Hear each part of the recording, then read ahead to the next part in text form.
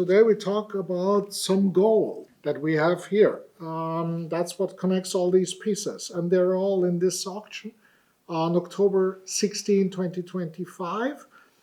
They're all in this beautiful catalog. We have a large chapter with gold pieces in there. It comes from a number of different cultures. Now, what we see here, some pieces are clearly referenced, like this one. This is Tang Dynasty, China. Then we have this one here. This is Java. This is a Borobudur plaque, which dates a little later. This is Tang Dynasty, so this is 8th century to 9th century, possibly Liao. This is Java, 10th to 12th century. Then we have this tube. We'll talk about this in a minute. This is Seljuk Empire, completely different culture. 12th, 13th century contains these scriptures of unknown date. And then we have these plaques here, which I personally find exceptionally beautiful.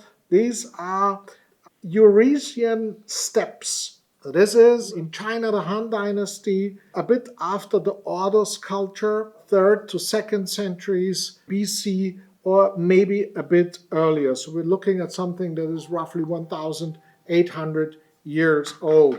And then on top of everything comes this helmet, which is possibly Scythian, or at least with Hellenistic influence, around 1 million BC, more or less. A precise dating is not possible on this one. So this is a ceremonial helmet, not a war helmet, of course. And those have been around in quite a number of cultures. We have picked out a few that we can discuss. There is one which was found in what is today's southeastern Romania. In the National Museum of History of Romania, it is preserved. It is of a different shape. It is broken in many pieces, which reminds this one a little bit. Now, this is gold sheet. And when you compare it to the Romanian example, the interesting thing is you see that there are many tiers, like here, for example, or here on the back side. We will see it in a second when I've turned it around. And then again on the other element here, again, and then on top of it. So when this is buried, it's obviously compressed, and when it's eventually excavated, comes up in a completely different form, as you can see it today. Restorers put it back in this form, and of course some of the tiers have not been repaired, not been soldered in any way, just like the piece that was found here in Romania, and which is from the Ghetto-Dacian culture, 3000 BC, so this is probably 2000 years older, this one, than this one. But it has essentially the same excavation marks, which makes it very interesting. To be honest, we have just attached these pieces with tape to the rest to be able to display it. We have not soldered anything. This is in an as-found condition. It's from the István Zelnik collection, from the István Zelnik Gold Museum, which is one of the best provenances you can have for this kind of material. The gold has been tested, the alloy composition has been tested in several places, and we look at generally a purity of up to 99% gold, up to 3% silver, 1.5% copper. The range of the alloy tests different wherever you take the sample. And the reason for that is because back in the old days, they couldn't manage the alloy as they could in later days. And so it changes all over the piece. It has some warriors, some Hellenistic warriors, like this guy here. And of course, yes, there's more of these helmets around. There's another one, for instance, that is in the Museum of Historical Treasures in the Ukraine. It's Scythian and was found near Zrubny village in the Donetsk, was the war right now. They found this helmet here. And then there is a very, very famous one, of course, is the Meskalamduk helmet, which was discovered in the Royal Cemetery of Ur. This is in Baghdad, and it was not stolen. It's still there, lucky enough. It's probably the most important one. This is also 2600 BC, is probably much older than this one. I think this one's probably around 2500 years old. And I think it's one of the most spectacular gold pieces that we ever had. And the reason why we put these other ones around it is just to give a little bit more color of what gold was like back in the day. So this is, as I said, Central Java, Borobudur, and it has a very famous depiction. It's this relief here, which is from the Borobudur temple. It's still in situ. This is the Mataram or Medan Kingdom period, and you can look it up. And this is a gold plaque. It's hand embossed and hand chiseled, quite spectacular. Doesn't have a lot of weight. It's very thin sheet and it's extremely finely worked. And it has a nicely fitted hardwood stamp, by the way. And then there is this piece. This is, of course, quite the thing. This is from a Swedish collection. It was at Bukowski 1 or 2 decades ago. They dated it to 17th century. The thing is, this kind was never produced in the 17th century. This is crystal clear tang gold, and the way these tang silver and gold pieces were made is unique in history. The way they chiseled, the way they punched and they hammered is always the same. It's very difficult to copy. There are very, very good copies, not in gold, mostly in silver. There's a very famous box that was discovered some 10, 15 years ago.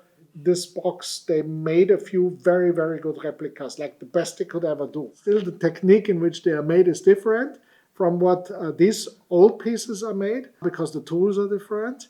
And so if you compare them side by side, it's not difficult to tell, but you need to have a confirmed original. This one, as I said, old Swedish collection. Another one from this group was quite recently at Koller in Switzerland. They put 150,000 Swiss francs on it, with the buyer's premium on top of it would be some 200,000 euros. It didn't sell at the auction. I don't know if it sold later, but it's not appeared on the market ever since. Yeah, as you see, it's near identical. Yeah, this one we start at 15,000 euros. Yeah, no reserve. So this is less than 10% of what Koller wanted for their piece. I think it's quite the deal. And of course, this is a literature comparison. There is also one. There's several of them in China. Here's one example, which is in the Shanghai Museum. There's also another gold piece to which you can compare it. And generally speaking, there is a lot of various forms and materials that have this sometimes referred to as bamboo neck. Here's one in dingware, and then we have one in glass, which is very nice, and one in bronze. Yeah, quite a spectacular piece. And then we have these emblems here. There's very little known about these hundreds or thousands of people, of nomadic people that lived in the Eurasian steppes 2,000 years ago, 1,800 years ago. They were at some point in the Han Dynasty united under the Xiongnu, and this was like a unification of over 1,000 of these small nomadic tribes that essentially consisted in one large group that had diplomatic ties with the Han Dynasty, and they got awarded lots of gold emblems to wear as a sign of recognition from the Han Empire. The Han Empire was able to unite the Xiongnu and to have those diplomatic ties, and it protected them from other people that tried to invade the Chinese Empire and weren't successful because of this magic alliance they had with the Xiongnu. And they rewarded them with gold. And there's like, you see these Xiongnu riders, and they have these cap crests and emblems in gold. And this is what this is. And that's why it has these loops here on the back, which are essentially nailed to the back. The Han probably made these gold emblems, and then the Xiongnu, they added those loops to the back so they could attach it to their saddle, to their horses, or to whatever they wore. And because they weren't mounted so well, they're lost on this piece. There are no more loops here. This one still retains here the nails, and here they are missing already. And here they are still there, and also on the back, so it's still here. It has some copper bleeding, yeah, which is part of the alloy, and that was covered then in varnish, which is why it has retained the copper here. And I think we're starting this at what is it? At 15,000 euros. So this is the starting price is below the gold value probably. The previous owner was a collector, and he told his family he paid 80,000 euros for it back in the day in the 1990s. He's passed away ever since, and so this is by repute only, but it's more likely comes closer to the actual value of these pieces. It compares to a number of these gold pieces from Ordos and other cultures. So this is a stag, which is Scythian again, but it's much smaller and sold for 125,000 euros, and this one sold for 68,000, and it's very small again. It's only 5 centimeters. It's a Scythian boar. And then here we have also a nice one, figure 3, which is Seongnu, and figure 1, which is also but southern Siberia. We compiled a whole group for you, and I'm sure Tina will pass a nice slideshow for these gold pieces for you now, so you can see there is a lot of them. Most of them are much smaller. These are spectacularly large, and like if you see them together with the old pieces, I think this is quite the thing and certainly worth to acquire. And we have a close look also, by the way, at this last piece, which is a Scythian box, and we have a nice comparable. This is 13th century, probably could be 14, could be a bit earlier. It's a tube. It has incredibly nice detail work. It's a bit bent if you look to the side. It's nothing to be afraid of, but it's like leaning a little bit. And it has these garnets of which no one can tell. Could be rubies actually. If they are the original ones, I believe so, but in 800 years or 700 years, a lot of things can happen, so it could be replaced. So this is not a real stopper. This is like here, this is a fake stopper, and this is the real one, and you can remove it. Yeah, it has another garnet in here, and here's the tube, and then it has an inside cover. I put it here. I'm afraid to put it back because it could fall in, so I keep it separately. This is Istvan Zelmik's collection again. So this box contains these two scriptures. There are in gold leaf here, you can see, and you can roll them up and put them in there if you want. I wouldn't recommend to do it. I kept them separately. I'm afraid to roll them. And the interesting thing about these is that, so those are gold leaf, and they have depiction of these bald people, and they're quite typical for a certain culture. I think the Thracians, if I'm correct. The thing is that the scriptures have Persian, Assyrian, and most importantly, Sumerian languages. Now, the Sumerian writing and the Sumerian script has disappeared long time before this was made, like 5,000 years before, 4,000 years before this was made. So this is an agglomeration here of various scriptures from various different cultures. And this was either made to commemorate, or it's a fragment to which some scriptures have been added at a later time. It's impossible to say. The interesting thing is that here you have only scriptures, and here you have some incision work that shows the sun and a magic bird and these bald guys here.